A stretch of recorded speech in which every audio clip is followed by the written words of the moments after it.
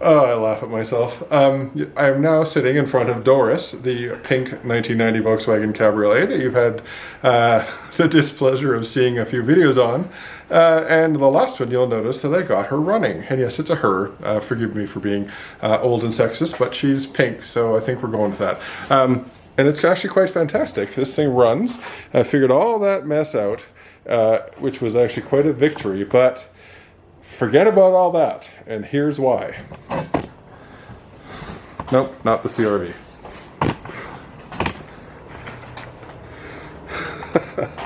World, meet Boris, a 1991 Volkswagen Mark II Jetta, for those of you who know your Marks, and he is worn out, rusty, and a bit beat up, but he has a brand new motor in him with 600 kilometers on it, 1.8, Mark II, not a Mark I, but other than the air intake, it will bolt right up to this car.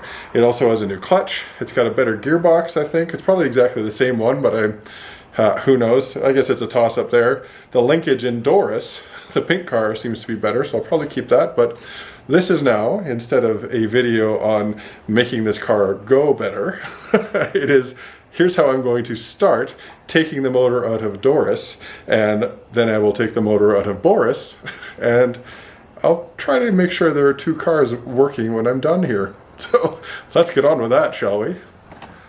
So I'm obviously taking a pause from the interior here. It'll be very handy that I have all that apart though, because I am going to trace a handful of wires when I put the new sensors in and understand what they are as I take these ones out, like the wires out for the oil pressure sender, and then the low, like the idiot light, and then the gauge, and then the coolant temperature and voltage and all the rest of that. Like what I don't know about this already, I will find out as I do that. So it's important that I have the interior part so I can trace those wires and make sure all that stuff works. But otherwise, this should be pretty straightforward. The only thing that I really need to worry about is on the Mark IIs, they have the mirror image of this intake manifold, and instead of going out to the driver's side, it goes to the passenger side. But I've already seen how folks relocate the washer bottle. I might have to relocate the power steering reservoir over there. We'll see, but some of that stuff you can kind of mock up. But the rest of it, it should really just fit, quote unquote fit, you know, famous last words, but you know, the throttle cable has to go elsewhere and a few things like that. But instead of doing an ABA swap, like a 2-liter bottom end with a 1.8 head, and again, Doris is running, but I'm not really sure about the state of the head here either. So it was just too hard to pass up. You know, 91s, 92s, they never come up. This poor guy is a student, did him a bit of a favor.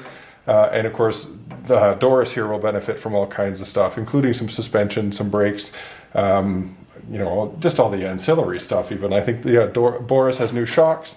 Doris is okay, but I'll put those on. You know, again, we'll just see how all this goes. And I'm making this video obviously in the hopes that I can share some wisdom as I gain it, because right now I don't have a lot, but also so I remember where everything goes when it comes time to put this stuff back together. So I'm going to pause here, reposition the camera, and get busy. So I hope this is of interest to you folks, and along the same lines, please wish me some luck. Okay, a couple things I want to pay attention to. Yeah, this is the mass airflow sensor plug. This is the Hall sender plug for the distributor. This is what the coolant, this is what the coolant, why would there be two? I guess, well, it's clearly the coolant temperature sensors, things like that. Throttle cable I have unplugged and, undone and dragged all over here. That's important to know. Just about to take the distributor out, which is easy. That's one 13mm bolt. And then I'm going to do, I think I'm going to have to get into draining the coolant here. Oh, this is the brake booster, by the way, which I knew, and I have to figure out how it is I'm actually going to yank that off there. I don't want to damage it, so I have to figure that out. But that's what this big contraption is, and of course it goes right into there, because this one, as you didn't see, that's the idle control valve goes in there. Excuse me. So, all right. As I say, for my edification as much as yours. Thanks, folks. Oh, and just so I have this thing timed correctly when I go to put it back in, As I take the distributor out, I want to remember the rotor is pointing that way. So it can either go that way or that way, because it can only go in 180 degrees out of phase. So important note. Okay, I need to remember that this clip is for the fan. That's easy enough to do. This one right here, they come apart. But let's see. This one down here. Let's see, can we zoom in on that? Let's see if we can, here, reposition the light. That's not going to help much, but I'm going to reach right down in here and pinch and pull off. That's the temperature sensor, it must be from the rad. So I'm going to pull that one off too, just to make sure that it's good. 13 mil nut off to take the starter off. So it's the big one, comes straight from the battery cable.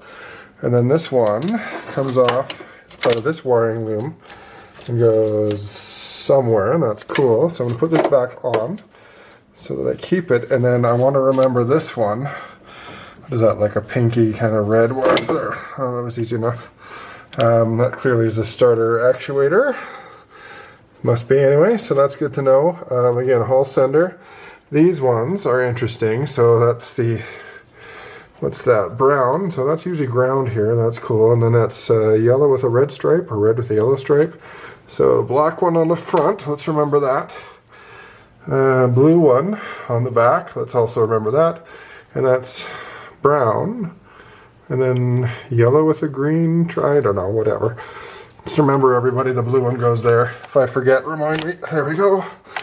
That's cool. And then what else do we have here? We have, oh, that must be a knock sensor. There's a knock sensor here, I think, that I have to take out. And then, but while we're here, this little green, whatever one, goes to the top. I'm just going to pry that one off. Come on, there we go. Off of the oil, that must be the idiot light, off of the oil filter housing. And then this one just comes right off, and that is, what is that, blue? I can't even tell. And that one goes on top of that, so that's good to remember. So we can move that out of the way.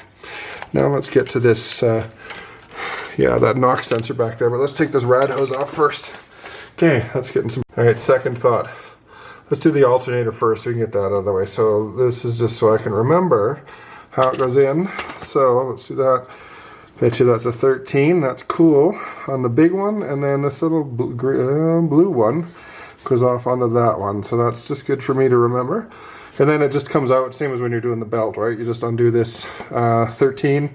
And then there's a 5 or a 6 mil Allen head that actually is the pivot, and then the other bolts that it, well, you can loosen up here on that, the support if you're actually going to remove the whole thing, which I will. So let's do that next. Okay, that's the alternator. I've got it tipped down. I just realized there's another 8 mil. So just so you know, 13 mil clearly, everything's 13 on this thing.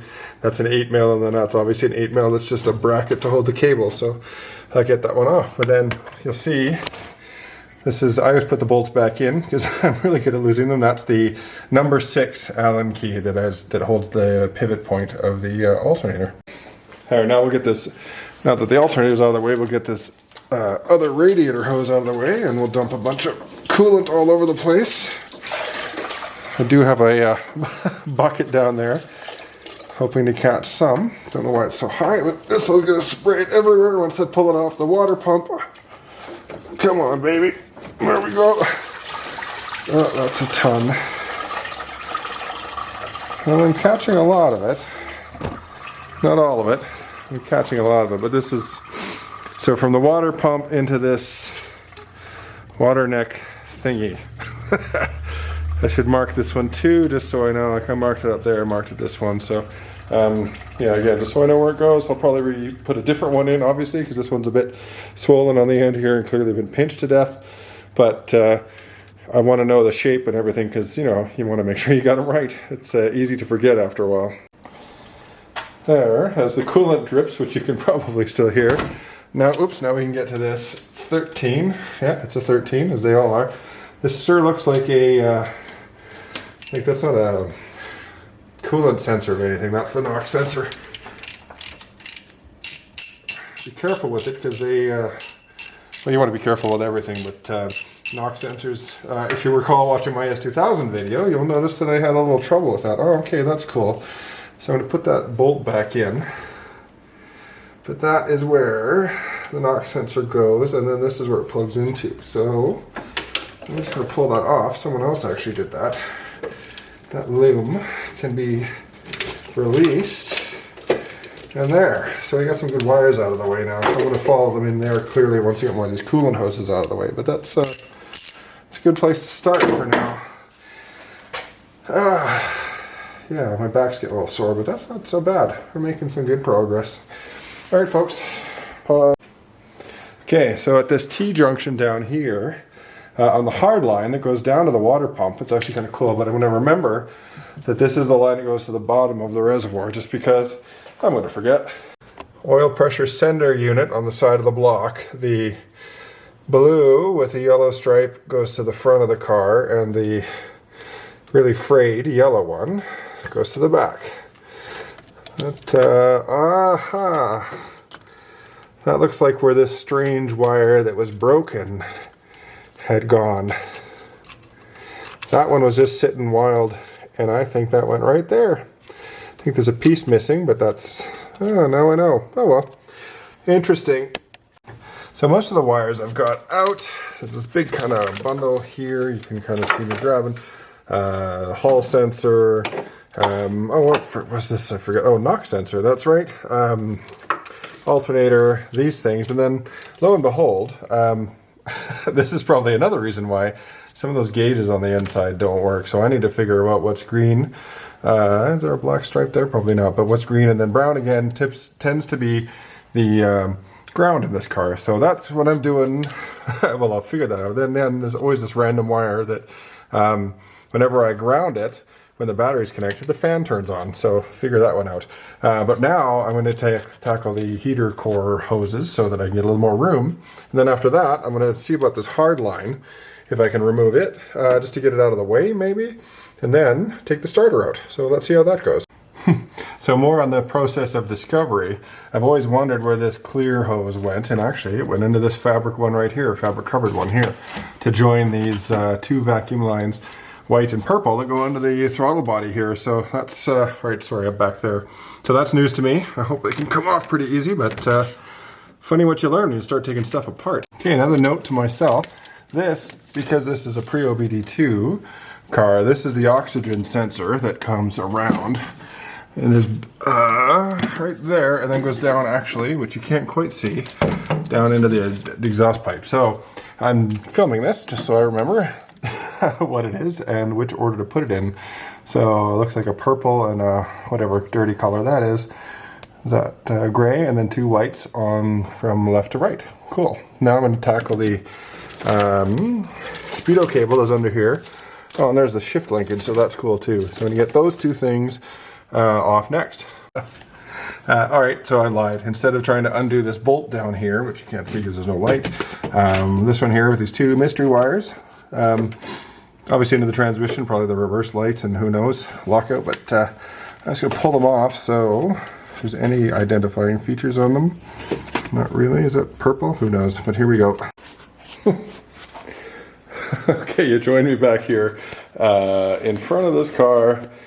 And where are we? We are, everything is disconnected except for that engine mount and then that engine mount, which you can't quite see. Let's do that. Right there. So, at least that's what I figured, because this has been kind of a challenge. I ended up having to do this. So, the brake caliper's hanging by the line, of course. I'm going to replace all those lines.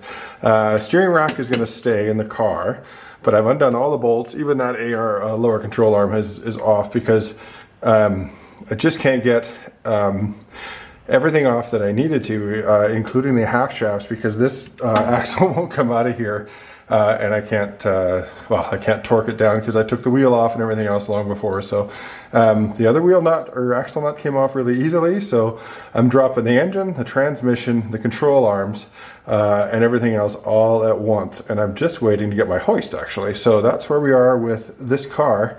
The last thing I did was just empty I removed the last power steering hose, and I'm just going to try cracking the motor mounts now. Now, there's nothing supporting the motor, nor is there underneath or on top, of course, so I'm going to wait until I have that, but I'm at least going to see if the things will turn. So that's where we are. And then it's time for the other car to come in here and for me to start ripping that thing apart. Okay. One thing I really wanted to draw attention to here for safety, which I didn't do, these darn ball joints were so stuck on I couldn't get them to come out. I tried my pickle fork and I tried a few other things, but what I ended up doing was I had to go and buy one of these, which is another pretty typical ball joint separator, but I kind of made one fatal flaw. So when I jammed this thing in here and I started pushing on the bottom, I did not use the nut here. So when it came free from the steering knuckle, which is over here, like it was on there tight, so I kept adding more and more pressure on it. And when it finally let go, this thing went up and bang. And I mean, my head was far enough away that it wouldn't get hit, but there was a lot of energy put into this thing. And if I'd put the nut, the bottom nut here, on this as I was pushing it, it would have just stopped at there. So it would have went bang, but it would have moved about an inch. Otherwise, because I didn't do that, this thing released with all the force that I put into here, and everything was cool, but it made a couple of pretty good bangs, and you know, you just want to minimize that. So note to future people, if you're going to use a ball joint separator like this, well, this actually, that's not the right, well, you know what it is, I've actually hit that enough that it's ovaled, I can't get the nut back on, but if you're going to use one of these, I strongly recommend you do, because otherwise you're going to beat the shit out of this stuff. Really make sure you put that nut there, because then it will just simply stop there. Like I said, I'm repeating myself, but you don't want this to come flying along with the full force that you put into this. It'll only move that inch, and then you're cool. And then you can just pull it out on your own. But that was something I learned. So yeah, you might want to pay attention to that so you don't get a chunk of steel in your face. All right, thanks. So where am I here? I have everything removed that I think I need to, including all the wires here, like all the wires. This is an O2 sensor. Notice it's separated at the back, so when I drop the motor, it'll come free of that, including this is the mechanism for the slider, for the heater inside. So this, you can actually just undo the hoses on both sides and move it out of the way. I didn't have to remove it or mess with any of this stuff. Excuse me, so that's cool. So, and actually I've already taken to just loosening to make sure that I can loosen the driver's side motor mount here, and it's fine. It's already turning a little bit, so I'm not worried about that. Just this back one here, as I walk around, everything I've got in the way. This back one here is just a bit of a pain. Oops, sorry, super bright. Because you can put your socket on it, but you can't get a straight shot at it because the rest of the motor, or the rest of the chassis is in the way. So this is the arrangement I'm going to need to use to actually try to loosen this. So just so you can see, it's a 3/8 inch socket. Oops, where is it? 3/8 inch shallow socket, so you can get on that, and then you'll need to use your swivel right there, your UJ, and then this. And I like using my 1/2 inch driver, so I put my 1/2 inch adapter on there. So I'm going to put you down and loosen that. And then, like I say, excuse me, it's ready to come down. I'm going to drop it down, as I said. And for those of you who've been following along, the reason why I have all the suspension apart is because I'm not able to undo everything inside that I wanted to, meaning the drive shafts and a few things like that. So I'm taking it all at once. I'm going to do it anyway.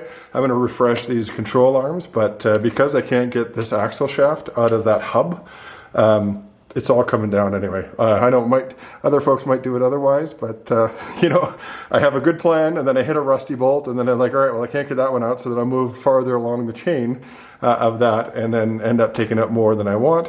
But at the end of the day, all of this is coming out. The parts car has replacement, all of these. I have to see if the control arms will work, but certainly everything else. Half shafts are good, hubs are the same. I'm going to redo the brake line here, so don't worry about that. And then I can just drop everything down the bottom, because remember, this is a Mark 1, so it does not have the lower subframe. So that means I can drop the motor at the bottom, raise the body off the car, off the, higher up with the hoist when I get it, and then just drag this stuff out the bottom, because all this stuff is going to go. And hopefully I'll have the replacement parts from the parts car. Certainly steering rack, half shafts, transmission, engine of course, maybe some brake components and a few things like that, but we'll see. Anyway, that's where I am so far, folks. If you have any questions, please let me know. Hey everyone, let's do that. Hey everyone, I'll look at the camera. Now that it's not minus freaking 30 outside, I can finally get back to these cars, and look at that. As the kids say, shit's about to get real. Yes, so my bad joke. Luckily and lovingly, if you zoom in on that, what do you think that looks like? Finally to the point of yanking poor Doris's motor out, and close-ish to getting Boris's motor out, and we can finally put these things, well, get further along putting them together. Obviously lots of steps yet, but let's see how we get on. Now we have the hoist built. This took a little bit of time, but nothing surprising. It's not the first one I built, but it's heavy and all that. So here we are now with the motor, and I can shake it, and everything is pretty much free, except right down. Oops. There is this part of the linkage where, let me zoom in so you can see. Actually, that's right there. So this part of the linkage, or that bolt on the top there, that's kind of all that seems to be still connected. So I could probably find a way to squeeze and pry that bar that goes, the bar that goes here, that one off, but I'd rather take my chances with the bolt. So that's where I'm going to go. Yeah, so after that, I should be able to put the straps around this thing and then take the load off the motor mount bolts and then maybe start putting it down. So anyway, stay tuned. I will get that bolt out and then we'll see where we are. Thanks. I'm still panting. There it is. There's the motor. There's the gearbox. There's a really, really beat up motor mount. The rest of it is in the car because it wouldn't come out. Half shafts because I couldn't get at those. And the axle nut is still on there because you can see I even have the lug nuts there. I was trying to do something to crack that, but I couldn't. So it's all being replaced anyway with all that stuff. So I'm leaving all that stuff out, rather. I'm taking it all out with me because I'm going to replace it. And for those of you that were noticing before, you probably laughed at me because, excuse me, when I said I'd rather fend with this nut or this bolt than try to separate these push things, whatever, on those balls. Here, let me zoom in a little. Well, once I undid that, I realized that they stayed together because of this bushing inside, so that didn't do me anything, any good rather, so I simply just put it back on. So for those of you who want to know, let's go into the car. Yeah, that's a big mess. It's right here. So let's see, we're back, again, from the car, firewall. That's the steering rack, you can see, and then it's this portion right there. That's the little ball thingy that popped off of that. So that's, again, still part of the linkage that's left on the car, as is the steering rack, as is the exhaust manifold, actually, because that was a pain in the butt. I can't get the bolts off underneath where that joins. This one does not have the clamps. It has 6 bolts, and of course, you could get at 5 of them, and the 5th one's rusted solid. So nothing I could do there, but look at this mount that I had to absolutely destroy. Luckily, I didn't do, it doesn't look like hardly any, I mean, it looks rough, but it's not a lot of damage to the mount itself, otherwise I could be in bigger trouble. I hit that thing, I shook it, I actually had the motor kind of pry out as I was lowering it with the hoist, and then I torched it a little to weaken it, and then lo and behold, it came off. So, yeah, that was interesting. So anyway, here it sits. Let's get back here, turn the light off.